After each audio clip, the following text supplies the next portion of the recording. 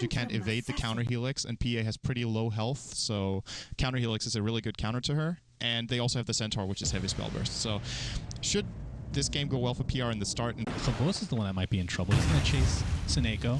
J4's coming in with that smoke of his own. He's going to get the magic missile off. He's going to attempt to get away, but this is the first blood going to the PR in mid lane. Actually, they were transitioning towards bottom. Now, this is the worst possible timing Na'Vi could get on this. Maybe now they do get the fight because PR aren't expecting it. They're going to get Suneko. He will definitely be dying here if Godlike micros this correctly, which he will. So 1 for 1 in the end, but Host will not be able to reach a stomp on J4. Looking too bad on that, honestly. Disruptor is still a decent damage output hero with long range. Bottom lane. Into a stomp, into a double edge. Holy jeez, Chen finishes him off with a test of faith. That is a lot of burst in, essentially. And this early on is pretty insane. Getting troll trap. He's going to go down to the right click. He's going to thunderbolt off though. And the chase continues. J4 going to get him stopped into a double edge. I assume that Khabos is extremely low. He's going to trade his life. So it's a 2 for 1 overall. And the chase continues as Gallback is now getting harassed by DTR who's transitioned from mid lane along with Josh Lowe. Has to lose her up in 1 second. This should be enough with the jaunt and one more right click. Eventually he gets it. DTR now should be okay. So it ends up being a 2 for 2, I believe. Dangerous. Getting initiated on Khabos, doing so much damage along with the Chen. Looks like Chen's going to trade his life. It's going to be a 1 for 1 doom applied to Khabos. Radiant's top tower is under attack. He gets completely surrounded with the entirety of PR. And it is a 3 for 1 just like that. Dendi in the meantime, mid lane, still doing fine. And top lane, no transitions yet from Funnick, who has 820. He goes for Vanguard first. Not that that's completely unusual, but considering he's just getting complete. The mech here, as we do have an initiation bottom. Look at this amazing camera control. There's the glimpse into the storm. DTR will be doing some good damage, but the toss down from Rubik's telekinesis is going to stop shot for a while. He's actually not even going to get his spells off for some reason. And Suneko now could be 3 kills for Na'Vi. But the trade of the Centaur, it will be indeed.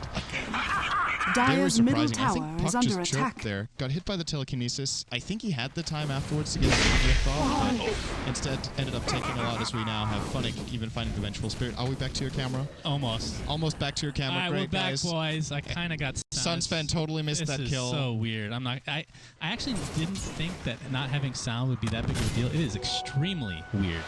Yeah, I have to say, and I don't know why. But I'm not going to get anything for their troubles. Dire's Cheshire Cat bottom blinks tower in, gets is under post-stumped, gets attack. double edge at half HP already. Assassinate on top of it. It's going to live, but takes quite a bit of damage.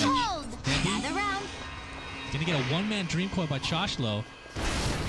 They're just going to continue the pressure. He gets 4-stabbed down. It's perfectly fine. Here goes the counter-initiate from Khabos. Blows up the PA. That is actually ridiculous that Chen lived. That is unbelievable. It's a pretty bad sign if you can't kill a Chen with a gank like that. Radiant's middle tower has fallen. Doesn't look like PR Radiant wanted to structures defend. are They don't have a fortified. TP on Doom.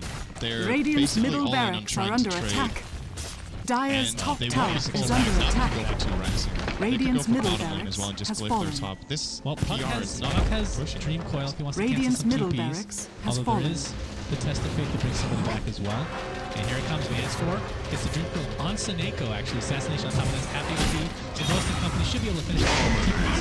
Will allow everybody else from PR to get away. In the meantime, in the bottom, in the middle lane, Van score.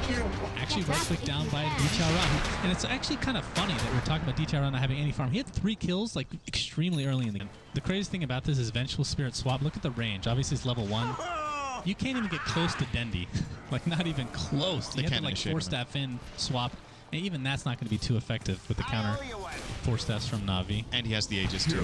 Oh, blown up right off the bat. I forgot about the kick on He does not have buyback. And of course, Na'Vi doesn't technically know this, but Dendi can just sit here and do whatever he wants. Stampede is popped.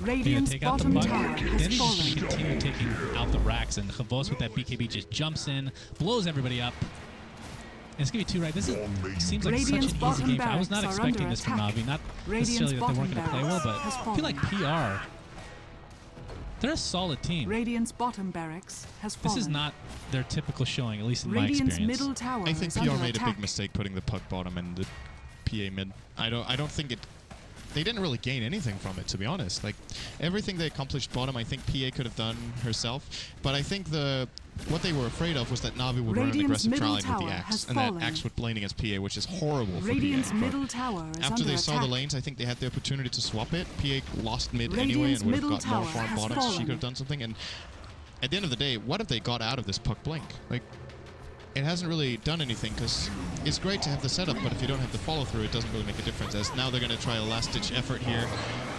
Both almost taken down, a couple of crits. There's the hand about to keep him alive, and the right clicks from Dandy just hurt way too much. 3 shots, J4 continues on the Cheshire Cat. Are you serious? They paused the game and It's then they auto-paused okay. because he DC'd. Oh, I see. Yeah. Either way, obviously Radiant's game one, turret is under attack. the game. This is, of course, Wildcard. It's all best of 1. There's going to be 5 games on this stream, 5 games on every single stream, in fact.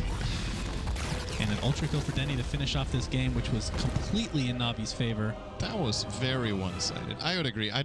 Even when I saw the draft, I didn't think it was going to be that one-sided. Just the laning decision and the early rotations just favored Navi way too much, and Dendi got out of control. The Axe had so much farm, and they had no counter to him either.